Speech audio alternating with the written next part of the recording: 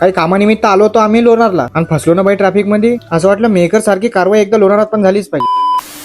सर्वांना जय श्रीराम. सकाळी सकाळी आम्ही दुकानात येतात. दिवसाची सकाळ ते एकदम जोरदार चालू होती. आणि सोबतच चालू होतं आपल्या नवीन दुकानचं काम, जे की कम्प्लीट होताच तुम्हाला बघायला भेटत. आणि बेकरीवर येताच बनवायला घेतले ऑर्डरचे केक. आणि सोबतच भरपूर ऑर्डरचे काम पण सुरूच होते. आणि काही ऑर्डरचे केक बनवून आम्हाला जायचं होतं लोणारला. पण हा केक बनवता आम्हाला चांगलाच उशीर झाला होता. आणि सोबतच सुरू झाला होता पाऊस. सर्व केक रेडी होताच आम्ही निघालो जाण्यासाठी. लोणारला द्यायचे होते केक आणि सोबत बोर होऊ नये म्हणून घेतले सचिनला. आणि बाहेर चालू होता पाऊस आणि सोबतच चालू होता गप्पा. आणि हो, भरपूर दिवसापासून आपला नव्हता पडला ब्लॉक. त्याचे कारण म्हणजे आपल्या नवीन दुकानचे चालू असलेले काम. आणि तेवढ्यात आलो आम्ही पंपावर. भाई विषयचा असं झाला, पंपाच्या एक साईडला पाऊस चालू होता आणि दुसऱ्या साईडला काहीच नव्हतं. बघता बघता आम्ही आलो लोणार मध्ये. आणि इथे येऊन पण भाई एक वेगळाच विषय झाला. जेवढा टाइम आम्हाला यायला नाही लागला तेवढाच आमचा ट्रॅफिक मध्येच गेला. असं वाटत होतं मेकर मध्ये झालेल्या अतिक्रमणाची कारवाई एकदा लोणारात पण झालीच पाहिजे. कारण की छोटे रस्ते आणि वाढते अतिक्रमण हेच आहे याचे मूळ कारण. आणि हो, मूळ कारणासोबत हा लिहिलेला स्विचर एकदा कमेंट मध्ये पण सांगा. मेकरला येतात सगळ्यात आधी मारली चक्कर नवीन शॉपकडे. इथे येताच कलरिंगचं बऱ्यापैकी काम झालं होतं. आणि नवीन शॉप सोबत आट्याचे आहे पार्टी हॉल. शॉपवरची गर्दी तर बस बघायचं कामच नव्हतं. तर मग चला भेटू पुढच्या ब्लॉगला.